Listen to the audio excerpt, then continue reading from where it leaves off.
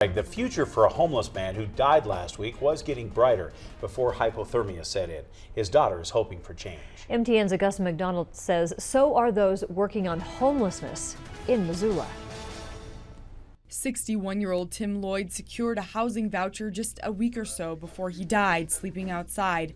The Union Gospel Mission held a service for him. Lloyd had been a member of their community for about a dozen years. His daughter and people from Havre, where he's from, sang Amazing Grace alongside the people Lloyd had been living alongside with homeless. I have great memories of him as a kid.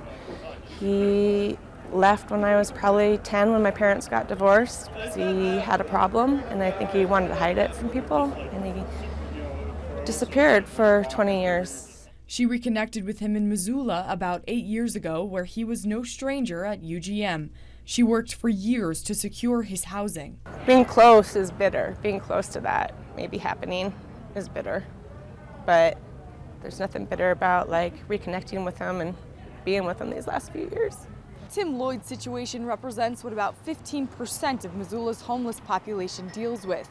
Those that are considered chronically homeless can live on the streets even for decades. These long stays on the street are costing human lives and taxpayer dollars. That 15% makes up the majority of emergency room visits, jail. You know, it's very costly to for that population to remain in homelessness. So part of what we looked at as a system, as a homeless system, is what are the barriers to helping this population?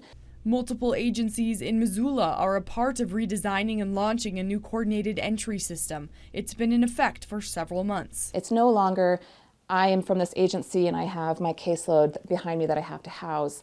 It is, we have one caseload now as a community, and we're literally going through, based on vulnerability, how are we going to help this person obtain housing and income and the supportive services that they need. Although this work to end homelessness has caught a second wind, Williams says meeting survival needs with services like UGM's recently opened warming shelter is critical. We can only end chronic homelessness by shifting the system and prioritizing our limited resources to the most vulnerable, those that are most likely to die in our streets. Housing was out of reach late in the course of Tim Lloyd's life, but his daughter hopes for change. They're not just nameless people out there, and I think that's kind of the first step, is to communicate that to the community so they don't see it as just a transient problem.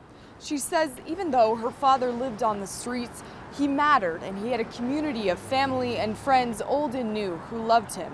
Reporting in Missoula, I'm Augusta McDonnell for MTN News. An overnight warming shelter is open every night at Union Gospel Mission and will continue to operate throughout the winter.